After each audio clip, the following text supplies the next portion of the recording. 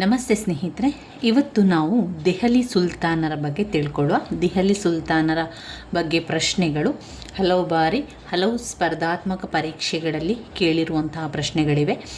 TET ಸಮಾಜ ವಿಜ್ಞಾನ ಪರೀಕ್ಷೆಗಳಲ್ಲಿ ಈ ದೆಹಲಿ ಸುಲ್ತಾನರ ಬಗ್ಗೆ ಅನೇಕ ಪ್ರಶ್ನೆಗಳು ಕೂಡ ಬಂದಿದೆ. ಕೆಲವೊಂದು ಮುಖ್ಯವಾಗಿರುವಂತಹ ವಿಚಾರಗಳನ್ನೆಲ್ಲ ತಿಳಿತಾ ಹೋಗುವ. ಮಧ್ಯಕಾಲೀನ ಭಾರತದ ಇತಿಹಾಸದಲ್ಲಿ ಕ್ರಿಸ್ತಶಕ 1206ರಿಂದ 1526ರವರೆಗೆ ನಡೆದ ಮುಸ್ಲಿಮರ ಆಳ್ವಿಕೆಯನ್ನು ದೆಹಲಿ ಸುಲ್ತಾನರ ಕಾಲ ಎನ್ನುವರು. ದೆಹಲಿಯನ್ನು 5 ವಂಶಗಳಾಗಿ ಆಳ್ವಿಕೆಯನ್ನು ಮಾಡಿದರು. ಗುಲಾಮಿ ಸಂತತಿ, ಖಿಲ್ಜಿ ಸಂತತಿ, ತುಘಲಕ್ ಸಂತತಿ, ಸಯ್ಯದ್ ಸಂತತಿ ಹಾಗೆ ಲೋಧಿ ಸಂತತಿ. ಘೋರಿ ಮಹಮ್ಮದನಿಗೆ ಪುತ್ರ ಸಂತಾನವಿಲ್ಲದ ಕಾರಣದಿಂದ ಭಾರತ ಪ್ರಜೆಗಳಾದ ಮೇಲ್ವಿಚಾರಕನಾಗಿ ಕುತುಬ್ ಉದ್ ಬಿನ್ ಐಬಕ್ ನೇಮಕಗೊಂಡಿದ್ದನು. ಇವನೊಬ್ಬ ಸಮರ್ಥ ನಾಯಕನಾಗಿದ್ದು ಘೋರಿ ಮಹಮ್ಮದನ ಮರಣದ ನಂತರ ಭಾರತದಲ್ಲಿ ಗುಲಾಮರ ಆಡಳಿತಕ್ಕೆ ಅಡಿಪಾಯ ಹಾಕಿದನು. ಭಾರತದಲ್ಲಿ ಮುಸ್ಲಿಂ ಧರ್ಮವನ್ನು ವ್ಯಾಪಕವಾಗಿ ಪ್ರಚಾರ ಮಾಡಲು ಕ್ರಿಯಾತ್ಮಕ ಕಾರ್ಯಗಳನ್ನು ಹಮ್ಮಿಕೊಂಡನು. ದೆಹಲಿಯನ್ನು 5 ಸಂತತಿಗಳು ಆಳ್ವಿಕೆ ಮಾಡಿದವು. ಅವುಗಳೆಂದರೆ ಪ್ರಥಮ ಸಂತತಿ ಗುಲಾಮಿ ಸಂತತಿ, ಖಿಲ್ಜಿ ಸಂತತಿ, ತುಘಲಕ್ ಸಂತತಿ, ಸಯ್ಯದ್ ಸಂತತಿ, ಆಮೇಲೆ ಲೂದಿ ಸಂತತಿ. ಗುಲಾಮಿ ಸಂತತಿಯ ಸ್ಥಾಪಕ ಕುತುಬುದ್ದೀನ್ ಐಬಕ್. ಕುತುಬ್ ಉದ್ದೀನ್ ಐಬಕ್ ಗುಲಾಮನಾಗಿದ್ದರಿಂದ ಅವನು ಸ್ಥಾಪಿಸಿದ ಮನೆತನಕ್ಕೆ ಗುಲಾಮಿ ಸಂತತಿ ಎಂಬ ಹೆಸರು ಬಂದಂತಹ ಬಿರುದುಗಳು ಮಲ್ಲಿಕ್, ಸಿಫ್ ಸಾಲರ್, ಲಾಕ್ ಬಕ್ಷ್.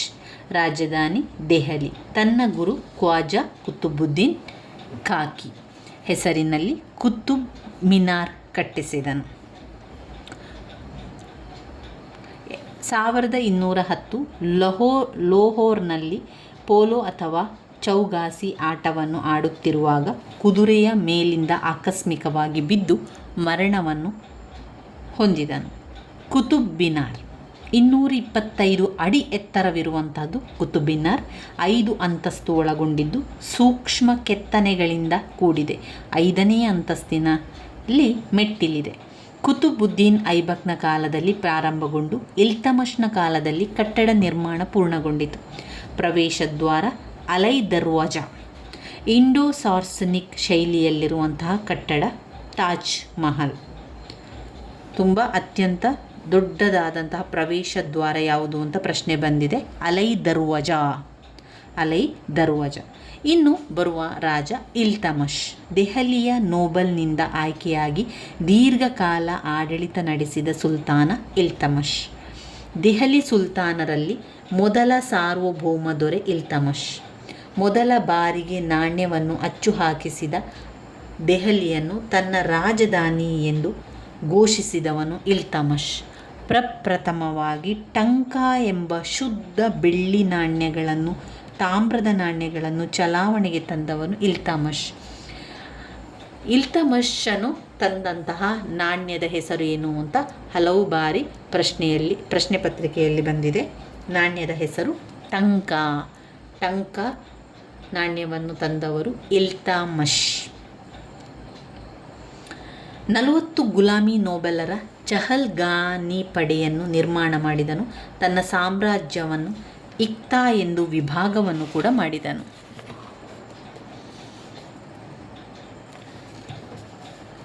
ರಜಿಯಾ ಬೇಗಂ ಇವಳು ಭಾರತದ ಪ್ರಪ್ರಥಮ ರಾಣಿ. ನೋಡಿ, ಇದನ್ನು ಗುರುತು ಹಾಕ್ಕೊಳ್ಳಿ, ತುಂಬಾ ಮುಖ್ಯವಾಗಿರುವಂತಹ ಪ್ರಶ್ನೆ.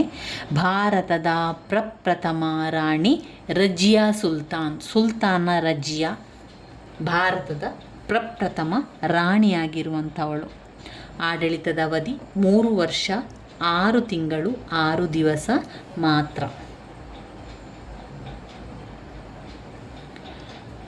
ಫಿಯಾಜ್ ಉದ್ ದೀನ್ ಬಲ್ಬನ್.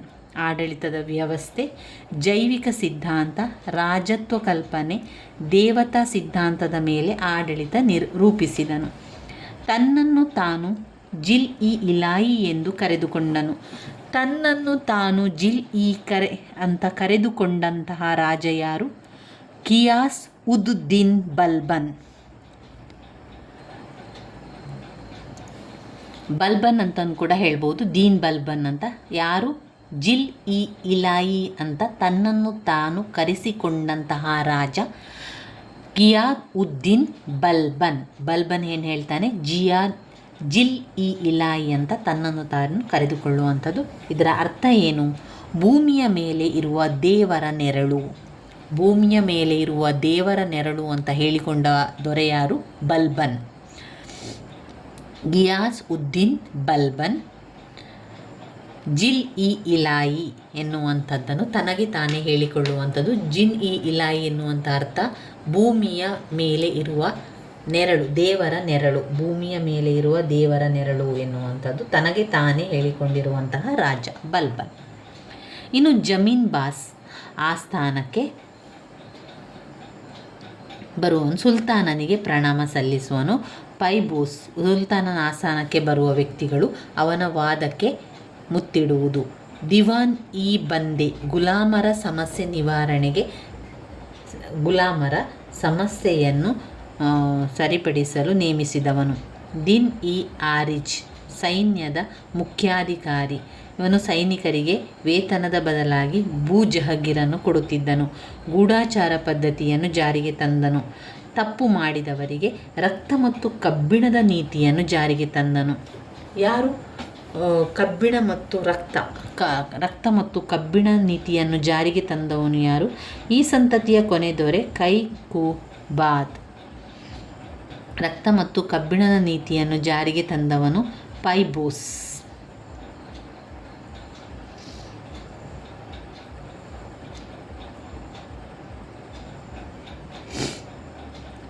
ರಕ್ತ ಮತ್ತು ಕಬ್ಬಿಣ ನೀತಿಯನ್ನು ಜಾರಿಗೆ ತಂದವನು ಬಲ್ಬನ್. ಗಿಯಾದ್ ಉದ್ದೀನ್ ಬಲ್ಬನ್ ಹೇಳೋದು. ನಂತರ ಅದರಲ್ಲಿ ಸಾಮ್ರಾಜ್ಯದಲ್ಲಿ ಜಾರಿಗೆ ತಂದಂಥ ಎರಡು ಆಚರಣೆ ಜಮೀನ್ ಬಾಸ್ ಮತ್ತು ಪೈಬೋಸ್ ಎನ್ನುವಂತಹ ಎರಡು ಜಾರಿಗೆ ತಂದನು ಬಲ್ಬನ್ ಗಿಯಾದ್ ಉದ್ದೀನ್ ಬಲ್ಬನ್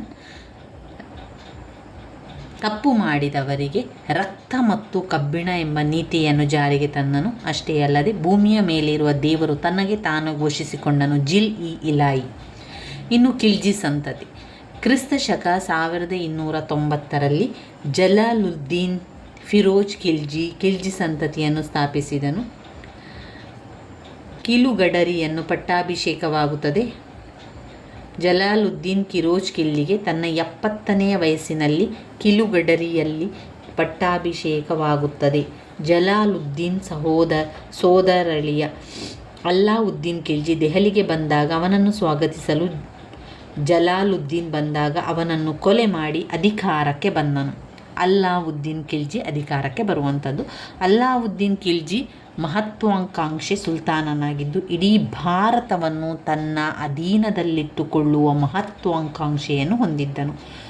ಖಲೀಫನಿಂದ ತನ್ನ ಅಧಿಕಾರಕ್ಕೆ ಮಾನ್ಯತೆಯಾಗಿ ಮಂಜೂರು ಪತ್ರವನ್ನು ತರಿಸಿಕೊಂಡ ಪ್ರಪ್ರಥಮ ದೆಹಲಿಯ ಸುಲ್ತಾನ. ಮಂಜೂರು ಪತ್ರವನ್ನು ತರಿಸಿಕೊಂಡಂತಹ ಪ್ರಪ್ರಥಮ ದೆಹಲಿಯ ಸುಲ್ತಾನ ಅಲ್ಲಾವುದ್ದೀನ್ ಖಿಲ್ಜಿ. ನೆನಪಲ್ಲಿಟ್ಕೊಳ್ಳಿ, ಅಲ್ಲಾವುದ್ದೀನ್ ಖಿಲ್ಜಿ ಪ್ರಪ್ರಥಮವಾಗಿ ಮಂಜೂರು ಪತ್ರವನ್ನು ತರಿಸಿ ಖಲೀಫನಿಂದ ತನ್ನ ಅಧಿಕಾರಕ್ಕೆ ಮಾನ್ಯತೆಗಾಗಿ ಮಂಜೂರು ಪತ್ರವನ್ನು ತರಿಸಿಕೊಂಡಂತಹ ಪ್ರಪ್ರಥಮ ದೆಹಲಿಯ ಸುಲ್ತಾನ. ಸೈನಿಕ ಸಾಧನೆಗಳು. ಉತ್ತರ ಭಾರತದ ದಂಡಯಾತ್ರೆಗಳು.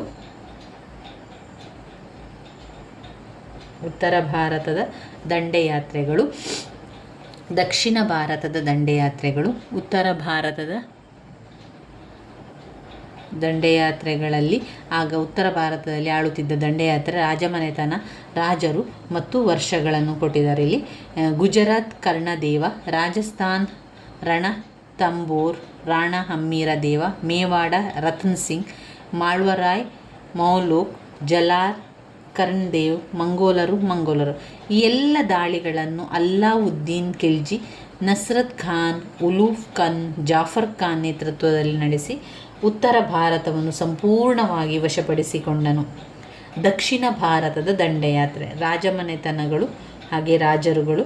ಇಲ್ಲಿ ದೇವಗಿರಿ ಯಾದವರು, ರಾಮಚಂದ್ರ ದೇವ, ವಾರಂಗಲ್ನ ಕಾಕತೀಯರು, ಪ್ರತಾಪ ರುದ್ರದೇವ, ದ್ವಾರ ಸಮುದ್ರದ ಹೊಯ್ಸಳರು, ಬಲ್ಲಾಳರು, ಮದುರೈ ಮದುರೈ ಪಾಂಡ್ಯರು, ಸುಂದರ ಪಾಂಡ್ಯ, ವೀರ ಪಾಂಡ್ಯ.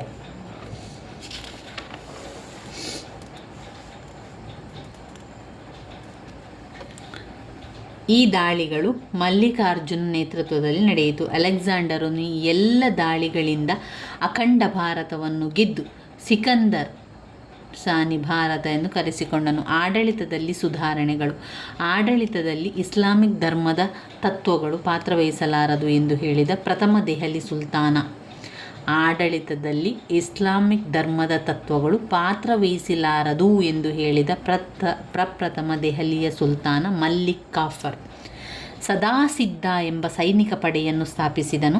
ರಾಜ್ಯವನ್ನು 11 ಪ್ರಾಂತ್ಯಗಳನ್ನಾಗಿ ವಿಂಗಡಿಸಿ ಸುಭದ್ರವಾದ ಗೂಢಾಚಾರಿ ಪದ್ಧತಿಯನ್ನು ಮುಂದುವರಿಸಿ ಆರಿಜ್ ಇ ಮಾಮೂಲಕ್ ಎಂಬ ಸೈನಿಕ ಮಂತ್ರಿಯನ್ನು ನೇಮಕ ಮಾಡಿದವನು ಮಲ್ಲಿಕ್ ಕಾಫರ್.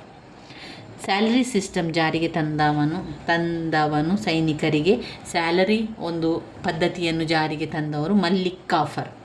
ಮಾರುಕಟ್ಟೆ ವ್ಯವಸ್ಥೆಯನ್ನು ಪ್ರಪ್ರಥಮವಾಗಿ ಜಾರಿಗೆ ತಂದವರು ದಿವಾನ್ ಇ ರಿಯಾಸತ್ ನೋಡಿಕೊಳ್ಳುತ್ತಿದ್ದ. ಶಾನ ಅಂದರೆ ಸಹಾಯಕ, ಆರಿಜ್ ದಂಡನಾಯಕ ಇದ್ದ. ಕಂದಾಯ ಜಿಜಿಯ ತಲೆಗಂದಾಯ, ಹಿಂದೂಗಳ 50%, ಮುಸ್ಲಿಂ 25% ಕಟ್ಟಬೇಕಾಗಿತ್ತು. ಶರಾಫ್ ಕೈನಿ ಎಂಬ ಕಂದಾಯ ವಸೂಲಿಯನ್ನು ನೇಮಕಾತಿ ಮಾಡಿದ್ದನು. ಪ್ರಾಮಾಣಿಕ ಕಂದಾಯ ವಸೂಲಿ. ಕಿಜ್ಜಿ ಸಂತತಿಯ ಕೊನೆಯ ಅರಸ ನಾಸಿರುದ್ದೀನ್ ಖುಸ್ರಾವ್ ಖಾನ್. ಇನ್ನು ಬರುವಂಥದ್ದು ತುಘಲಕ್ ಸಂತತಿ, ಗಾಜಿ ಮಲ್ಲಿಕ್ ತುಘಲಕ್. ಇನ್ನು ಬಿರುದು ಫಿಯಾಜ್ ಉದುದ್ದೀನ್ ತುಘಲಕ್. ತುಘಲಕಾಬಾದ್ ಕೋಟೆಯನ್ನು ನಿರ್ಮಿಸಿದನು. ಅಂಚೆ ಪದ್ಧತಿಯನ್ನು ಜಾರಿಗೆ ತಂದನು. ವಿಜಯ ಸಂತಸದ ಸಮಾರಂಭದಲ್ಲಿ ಮಂಟಪ ಕುಸಿದು ಬಿದ್ದು ಸತ್ತನು. ಅಂಚೆ ಕಚೇರಿಯನ್ನು ಜಾರಿಗೆ ತರ್ತಾನೆ. ಮೊಹಮ್ಮದ್ ಬಿನ್ ತುಘಲಕ್. ಬಿರುದು ಜುನಾಕಾಡ, ಹಣಗಾರರ ರಾಜ ಎಂದು ಕರೆದವರು ಇ ಥಾಮಸ್. ಹಣಗಾರರ ರಾಜ ಅಂತ ಯಾರಿಗೆ ಬಂದಿದೆ ಬಿರುದು? ಮೊಹಮ್ಮದ್ ಬಿನ್ ತುಘಲಕ್ಗೆ ಹಣಗಾರರ ರಾಜ. ಹಣಗಾರರ ರಾಜ, ಹಣಗಾರರಲ್ಲಿ ತುಂಬಾ ಹಣವಂತನಾದಂತಹ ರಾಜ ಅಂತ ಬಿರುದು ಬರ್ತದೆ. ಯಾರಿಗೆ? ಮೊಹಮ್ಮದ್ ಬಿನ್ ತುಘಲಕ್. ಮೊಹಮ್ಮದ್ ಬಿನ್ ತುಘಲಕ್ನಿಗೆ ಯಾವ ಬಿರುದು? ಹಣಗಾರ ರಾಜ. ನಾಣ್ಯ ಚಲಾವಣೆಯ ರಾಜ, ದ್ವಂದ್ವ ಮಿಶ್ರಣ ಎಂದು ಇವತನ್ನು ಕರೆಯುತ್ತಿತ್ತು. ದೆಹಲಿಯಿಂದ ದೇವನಗಿರಿ ರಾಜಧಾನಿ ವರ್ಗಾವಣೆ ಮಾಡಿದನು. ದೆಹಲಿಯಿಂದ ದೇವನಗಿರಿಗೆ. ದೋಅಬ್ ಪ್ರದೇಶದ ತೆರಿಗೆ ನೀತಿಯನ್ನು 1926ರಲ್ಲಿ ಜಾರಿಗೆ ತಂದನು. 10ರಿಂದ 20% ತೆರಿಗೆ ಹೆಚ್ಚಿಸಿದನು. ಕ್ಷಾಮ ಪರಿಸ್ಥಿತಿಯನ್ನು ಸುಧಾರಿಸಲು ದಿವಾನ್ ಇ ಕೋಯಿ ಎಂದು ಸ್ಥಾಪಿಸಿದನು. ತಾಮ್ರ ಮತ್ತು ಹಿತ್ತಾಳೆ ಸಂಕೇತ ನಾಣ್ಯಗಳನ್ನು ಜಾರಿಗೆ ತಂದನು. ಆದರೆ ಇದು ಸರಕಾರದ ಸ್ವಾಧೀನದಲ್ಲಿರಲಿಲ್ಲ. ಇವನು ವಿಪರೀತ ಜ್ವರಪೀಡಿತನಾಗಿ ಮರಣವನ್ನು ಹೊಂದುವಂಥದ್ದು. ಮೊಹಮ್ಮದ್ ಬಿನ್ ತುಘಲಕ್. ಫಿರೋಜ್ ಶಾ ತುಘಲಕ್ ಹಿಂದೂಗಳ ಮೇಲೆ ಮಾತ್ರ ಜಜಿಯಾ ತಲೆಗಂದಾಯ ವಿಧಿಸಿದನು. ಫಿರೋಜಾಬಾದ್ ಕಟ್ಟಿಸಿದನು. ಕಾಲುವೆ ನೀರಾವರಿ ಜನಕ ಎಂದು ಕರೆಯುತ್ತಾರೆ. ಸ್ಯಾಲರಿ ಸಿಸ್ಟಮ್ ಬದಲು ಜಾಗೀರು ಪದ್ಧತಿಯನ್ನು ಜಾರಿಗೆ ತಂದನು. ಪ್ರಥಮ ಬಾರಿಗೆ ಮ್ಯಾರೇಜ್ ಬ್ಯೂರೋ ಅಡಿಪಾಯ ಹಾಕಿದನು. ಅನೇಕ ಗುಲಾಮರಿಗೆ 1,80,000 ಗುಲಾಮರಿಗೆ ಆಶ್ರಯ ನೀಡಿದು. ದಿವಾನ್ ಇ ಬಂದ್ಗನ್ ಎಂಬ ಇಲಾಖೆಯನ್ನು ಸ್ಥಾಪಿಸಿ ಉದ್ಯೋಗ ಮಾಹಿತಿ ಕೇಂದ್ರವನ್ನು ಸ್ಥಾಪಿಸಿದನು. ಅಶೋಕನ ಶಾಸನಗಳನ್ನು ಫಿರೋಜ್ ಶಾ ತುಘಲಕ್ ಅಶೋಕನ ಶಾಸನಗಳನ್ನು ರಕ್ಷಣೆ ಮಾಡಿದನು. ನಿಧಿ ಅನ್ವೇಷಣೆ.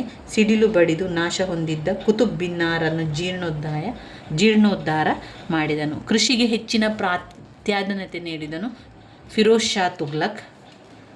ಮೊಹಮ್ಮದ್ ಬಿನ್ ತುಘಲಕನಿಗೆ ಯಾವ ರೀತಿಯ ಬಿರುದು? ಹಣಗಾರ ರಾಜ ಅಂತ ಬಿರುದು ಬರುವಂಥದ್ದು ಮೊಹಮ್ಮದ್ ಬಿನ್ ತುಘಲಕನಿಗೆ. ಇದು ಫಿರೋಜ್ ಶಾ ತುಘಲಕ್. ಇವನು ಫಿರೋಜ್ ಶಾ ತುಘಲಕ್ ಮ್ಯಾರೇಜ್ ಬ್ಯೂರೋಗೆ ಅಡಿಪಾಯ ಹಾಕಿದ್ದು.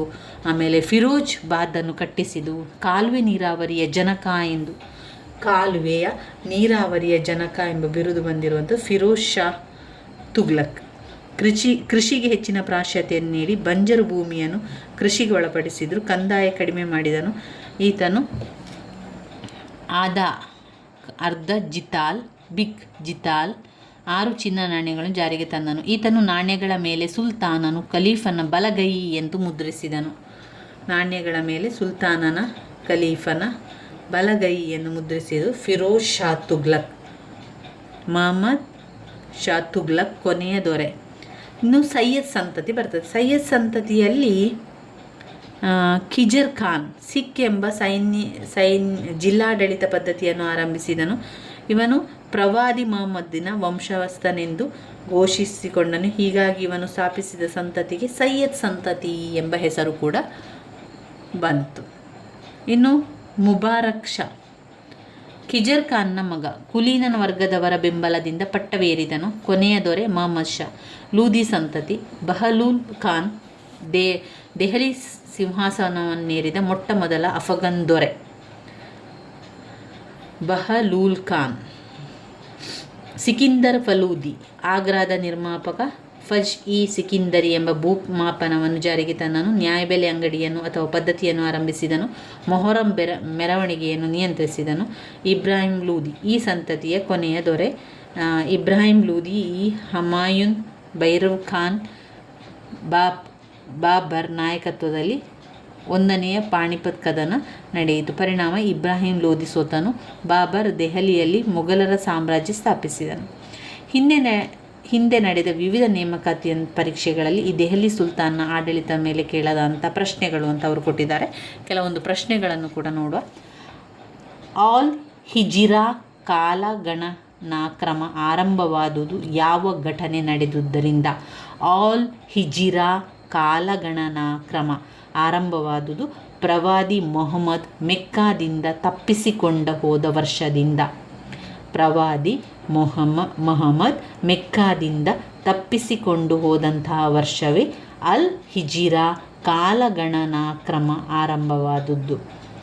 ದೆಹಲಿ ಸುಲ್ತಾನರ ಆಳ್ವಿಕೆಯಲ್ಲಿ ವಜೀರ್ ಕೆಳಗಿನ ಒಂದು ಇಲಾಖೆಯ ಮುಖ್ಯಸ್ಥನಾಗಿದ್ದನು. ವಜೀರ್ ಅಂದರೆ ಹಣಕಾಸಿನ ಮುಖ್ಯಸ್ಥ. ಹಜೀರ್ ಎನ್ನುವಂಥದ್ದು ಹಣಕಾಸಿನ ಮುಖ್ಯಸ್ಥ. ಹಜೀರ್ ಅಲ್ಲ, ವಜೀರ್. ದೆಹಲಿಯ ಸುಲ್ತಾನರ ಆಳ್ವಿಕೆಯಲ್ಲಿ ವಜೀರ್ ಅಂದರೆ ಹಣಕಾಸು. ವಜೀರ್ ಅಂದರೆ ಒಂದು ಇಲಾಖೆಯ ಮುಖ್ಯಸ್ಥನಾಗಿದ್ದ ಹಜಾರ್ ಎನ್ನುವಂಥದ್ದು.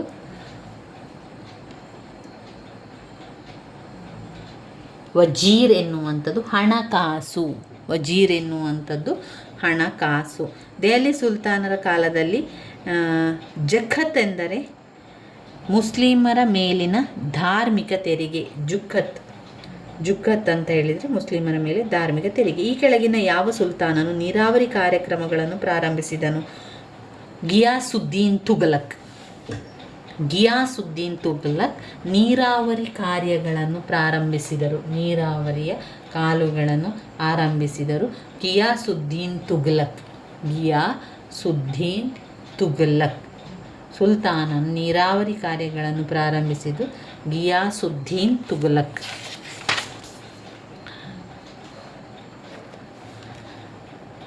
ಗಜ್ ಇ ಸಿಕಿಂದರಿ ಎನ್ನುವ ಹೊಸ ಮಾಪನವನ್ನು ಜಾರಿಗೆಯಲ್ಲಿ ತಂದವರು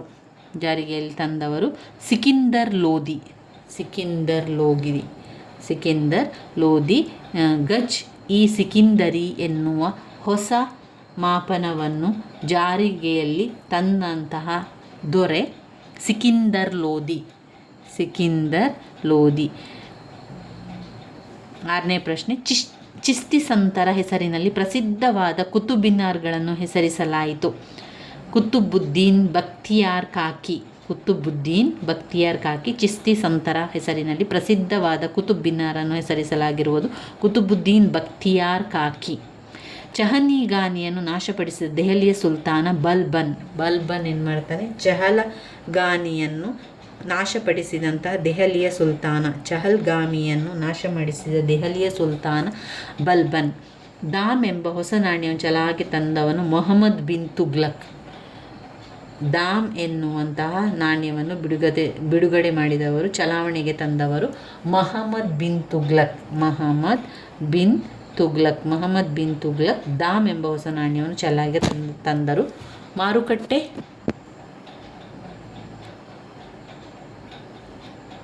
ಮಾರುಕಟ್ಟೆ ನಿಯಂತ್ರಣಗಳನ್ನು ಜಾರಿಗೆ ತಂದಂತಹ ದೆಹಲಿಯ ಸುಲ್ತಾನ ಅಲ್ಲಾವುದ್ದೀನ್ ಖಿಲ್ಜಿ. ಮಾರುಕಟ್ಟೆಯ ನಿಯಂತ್ರಣವನ್ನು ಜಾರಿಗೆ ತಂದವರು ಅಲ್ಲಾವುದ್ದೀನ್ ಖಿಲ್ಜಿ.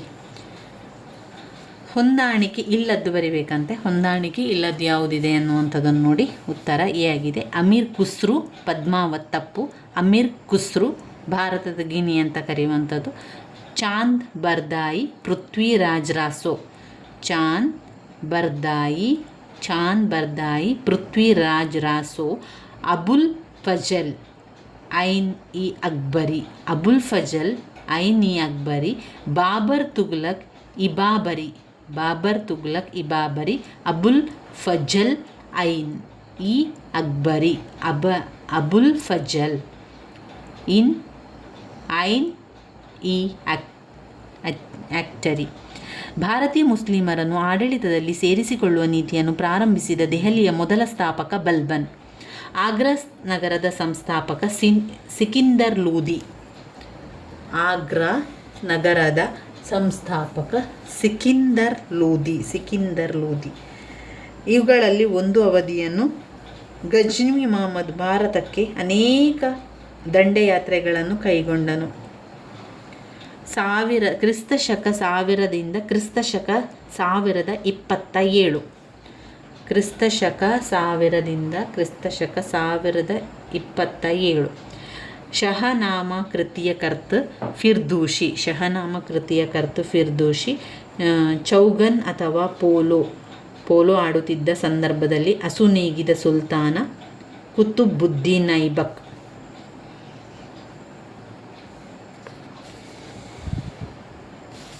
ಅಲೈ ದರ್ವಾಜಾ ಕಟ್ಟಿದವರು ಅಲ್ಲಾವುದ್ದೀನ್ ಖಿಲ್ಜಿ. ಅನೇಕ ಬಾರಿ ಪ್ರಶ್ನೆಗಳನ್ನು ಕೇಳಿದ್ದಾರೆ. ಅಲೈ ದರ್ವಾಜಾವನ್ನು ಕಟ್ಟಿದವರು ಅಲ್ಲಾವುದ್ದೀನ್ ಖಿಲ್ಜಿ. ದೆಹಲಿಯ ಮೊಟ್ಟ ಮೊದಲ ಮಹಿಳಾ ಸಾಮ್ರಾಜ್ಞೆ, ಹಲವು ಬಾರಿ ಬಂದಿದೆ ಪ್ರಶ್ನೆ, ರಜಿಯಾ ಸುಲ್ತಾನ್.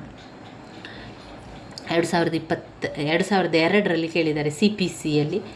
ಸಿಂಧೂ ತಟದಲ್ಲಿ ಮೊದಲ ಬಾರಿಗೆ ಮಂಗೋಲರು ಕಾಣಿಸಿಕೊಂಡಾಗ ಯಾರ ಆಳ್ವಿಕೆ ನಡೆಯುತ್ತಿತ್ತು? ಆಗ ಇಲ್ತಮಷ್.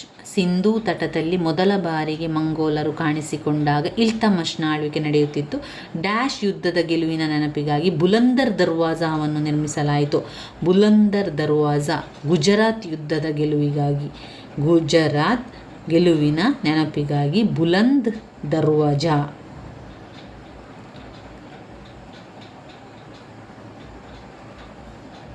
ದರ್ವಾಜಾ. ಕುತುಬ್ ಮಿನಾರ್ ಪೂರ್ಣಗೊಳಿಸಿದವನು ಇಲ್ತಮಷ್. ಕುತುಬ್-ಮಿನಾರನ್ನು ಪೂರ್ಣಗೊಳಿಸಿದವರು ಇಲ್ತಮಷ್. ಮಹಮ್ಮದ್ ಬಿನ್ ತುಘ್ಲಕ್ನ ನಾಣ್ಯ ಪದ್ಧತಿಯು ಯಶಸ್ವಿಯಾಗಲಿಲ್ಲ. ಇದಕ್ಕೆ ಕಾರಣ ನಾಣ್ಯ ವ್ಯವಸ್ಥೆ ಸರಕಾರದ ಅಧೀನದಲ್ಲಿರಲಿಲ್ಲ. ನಾಣ್ಯದ ವ್ಯವಸ್ಥೆ ಸರಕಾರದ ಸ್ವಾಧೀನದಲ್ಲಿ ಇರಲಿಲ್ಲ. 1857ರ ಕ್ರಾಂತಿಯ ಸಮಯದಲ್ಲಿ ದೆಹಲಿಯ ಮೊಘಲ್ ದೊರೆ ಯಾರು?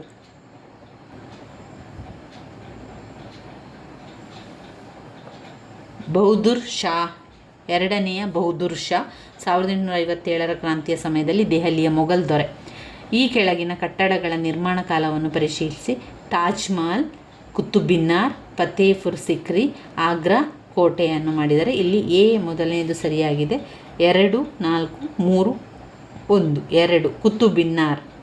4 ಆಗ್ರಾ ಕೋಟೆ. ಕುತುಬ್ ಮಿನಾರ್, ಆಗ್ರಾ ಕೋಟೆ. ಫತೇಪುರ್ ಸಿಕ್ರಿ, ತಾಜ್ ಮಹಲ್. ಮೊದಲನೇ ಕಟ್ಟಿದ್ದು ಕುತುಬ್ ಮಿನಾರನ್ನು ಕಟ್ಟಿರುವಂಥದ್ದು ಕುತುಬ್ ಮಿನಾರ್, ಆಗ್ರಾ ಕೋಟೆ, ಆಮೇಲೆ ಕುತುಬ್ ಮಿನಾರ್, ಆಗ್ರಾ ಕೋಟೆ. 3 ತಾಜ್ ಮಹಲ್ ಅಲ್ಲ, ತಾಜ್ ಮಹಲ್ ಕೊನೆಯದಾಗಿ ಫತೇಪುರ್ ಸಿಕ್ರಿ ಆದ ಮೇಲೆ ಸಿಕ್ರಿ, ತಾಜ್ ಮಹಲ್. ದೆಹಲಿ ಸುಲ್ತಾನರು ಸಾಮಾನ್ಯವಾಗಿ ಸಿಂಹಾಸನ ಏರಿದ್ದು ಈ ಮೂಲಕ: ಸಹೋದರರ ಮಧ್ಯೆ ಕಚ್ಚಾಟದ ಮೂಲಕ. ಸರಿಯಾದ ಕಾಲಾನುಕ್ರಮದಲ್ಲಿ ಬರೆಯಿರಿ. ದೆಹಲಿಯಿಂದ ದೌಲತಾಬಾದ್ಗೆ ರಾಜಧಾನಿ ಸ್ಥಳಾಂತರ. 1ನೇ ಪಾಣಿಪತ್ ಯುದ್ಧ, 2ನೇ ತರೈನ್ ಯುದ್ಧ. ಇದರಲ್ಲಿ ಉತ್ತರ ಸಿ 3, 2, 1. 3ನೇದು 2ನೇಯ ತರೈನ್ ಯುದ್ಧ. ಅದಾದ ಮೇಲೆ ದೆಹಲಿಯಿಂದ ದೌಲತಾಬಾದ್ಗೆ ರಾಜಧಾನಿ ಸ್ಥಳಾಂತರ. 1ನೇಯ ಪಾಣಿಪತ್ ಯುದ್ಧ. ಕೊನೆಯದಾಗಿ 1ನೇಯ ಪಾಣಿಪತ್ ಯುದ್ಧ. ಕೆಳಗಿನ ಯಾರ ಸಮಾಧಿಯು ಭಾರತದಲ್ಲಿ ಇಲ್ಲ? ಜಹಾಂಗೀರ್ನ ಸಮಾಧಿಯು ಭಾರತದಲ್ಲಿ ಇಲ್ಲ.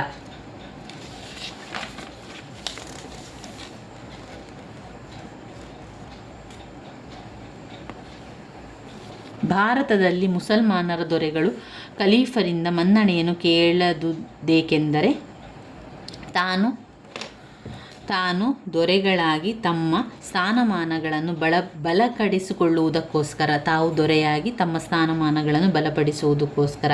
ಗೀತಾ ಗೋವಿಂದ ಬರೆದವರು ಯಾರು? ಗೀತಾ ಗೋವಿಂದ ಬರೆದವರು ಜಯದೇವ. ಜಯದೇವನ ಗೀತಾ ಗೋವಿಂದ. ಟೋಕನ್ ನಾಣ್ಯ ಪದ್ಧತಿಯನ್ನು ಭಾರತದಲ್ಲಿ ಆರಂಭಿಸಿದವರು ಅಕ್ಬರ್. ಟೋಕನ್ ನಾಣ್ಯವನ್ನು ಜಾರಿಗೆ ತಂದವರು ಅಕ್ಬರ್. ಕುತುಬಿನ್ನಾರ್, ಇಲ್ತಮಷ್, ಗೋಲ್ ಗುಮ್ಮಟ, ಮಹಮ್ಮದ್ ಆದಿಲ್ ಶಾ, ಬುಲಂದ್ ದರ್ವಾಜಾ, ಅಕ್ಬರ್, ಮೋತಿ ಮಹಲ್, ಔರಂಗಜೇಬ್. ಮೋತಿ ಮಹಲ್ ಔರಂಗಜೇಬ್ ಯಾವುದೆಲ್ಲ? ಕುತುಬಿನ್ನಾರ್, ಇಲ್ತಮಷ್.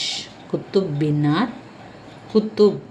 ಮಿನಾರ್, ಇಲ್ತಮಷ್. ಗೋಲ್ ಗುಮ್ಮಟ, ಮಹಮ್ಮದ್ ಆದಿಲ್ ಶಾ. ಬುಲಂದ್ ದರ್ವಾಜಾ, ಅಕ್ಬರ್. ಮೋತಿ ಮಹಲ್ ಔರಂಗಜೇಬ್. ಬುಲಂದ್ ದರ್ವಾಜಾ ಅಕ್ಬರ್. ಮೋತಿ ಮಹಲ್ ಔರಂಗಜೇಬ್. ಪ್ರಾಚೀನ ವಾಸ್ತುಶಿಲ್ಪದಿಂದ ಕೆಳಗಿನ ಯಾವುದನ್ನು ದೆಹಲಿ ಸುಲ್ತಾನ ತನ್ನ ನಿರ್ಮಾಣದಲ್ಲಿ ಎರವಲನ್ನು ಪಡೆದನು? ಪ್ರಾಚೀನ ವಾಸ್ತುಶಿಲ್ಪದಿಂದ ಮೆಹರಾಬ್, ಗುಂಜಮ್, ಕಮಾನು, ಅಲಂಕೃತ ಚಿತ್ರಗಳು. ಕಮಾನುಗಳನ್ನು ಪ್ರಾಚೀನ ವಾಸ್ತುಕಾಲದಲ್ಲಿ ಕಮಾನುಗಳನ್ನು ತಂದಿರುವಂಥದ್ದು. ಬೆಲೆ ನಿಯಂತ್ರಣ ಪದ್ಧತಿಯನ್ನು ಜಾರಿಗೆ ತಂದ ಮುಸ್ಲಿಂ ದೊರೆ ಅಲ್ಲಾವುದ್ದೀನ್ ಖಿಲ್ಜಿ.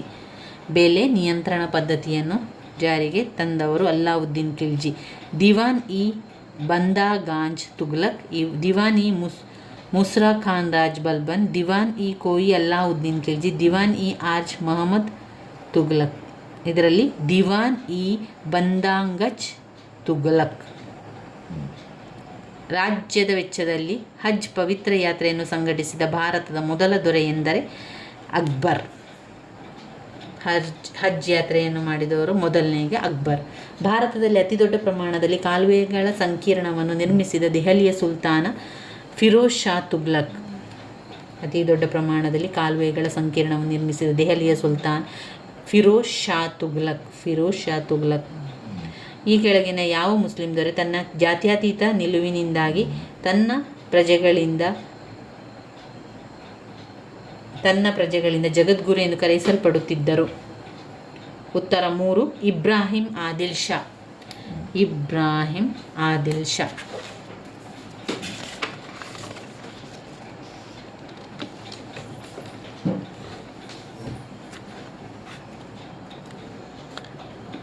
ನಸ್ತಲಿಕ್ ಎಂದರೆ ಏನು? ನಸ್ತಲಿಕ್ ಅಂದರೆ ಮಧ್ಯಕಾಲಿನಲ್ಲಿ ಬಳಸುತ್ತಿದ್ದ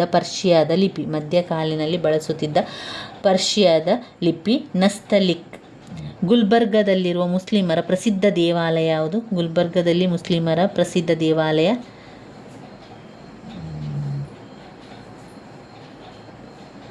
ಖ್ವಾಜಾ ಬಂದೇನ್ ರಾವ್ನ ದರ್ಗಾ. ಖ್ವಾಜಾ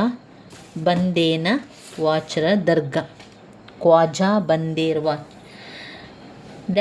ನೊಡನೆ ಯುದ್ಧವನ್ನು ತಪ್ಪಿಸಲು ಇಲ್ತಮಷನು ಜಲಾಲುದ್ದೀನ್ ಮಾಂಗ್ಬರ್ನಿಗೆ ಆಶ್ರಯ ನೀಡುವುದನ್ನು ನಿರಾಕರಿಸಿದನು. ಜೆಂಗಿಸ್ ಖಾನ್.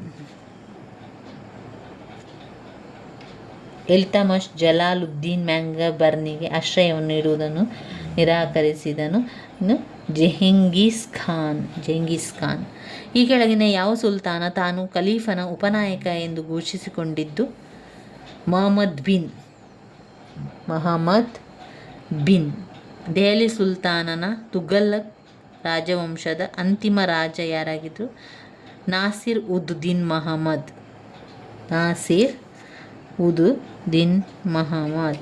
ದೆಹಲಿ ಸಿಂಹಾಸನ ಏರಿದ ಅಫ್ಘನ್ ಆಡಳಿತಗಾರರ ಸರಿಯಾದ ಕಾಲಾನುಕ್ರಮದಲ್ಲಿ ನಾವು ಬರೀಬೇಕಾಗಿರುವಂಥದ್ದು ಸಿಕಿಂದರ್ ಶಾ ಇಬ್ರಾಹಿಂ ಲೋದಿ. ಬಹಲೂರ್ ಖಾನ್ ಲೋದಿ, ಸಿಕಿಂದರ್ ಶಾ ಇಬ್ರಾಹಿಂ ಲೋದಿ. ಫೌಜಿಲ್ ಎಂದರೆ ಸುಲ್ತಾನರ ಕಾಲದಲ್ಲಿ ಇಖತ್ದಾರರಿಂದ ಖಜಾನೆಗೆ ನೀಡಲಾಗಿದ್ದ ಹೆಚ್ಚುವರಿ ಹಣ.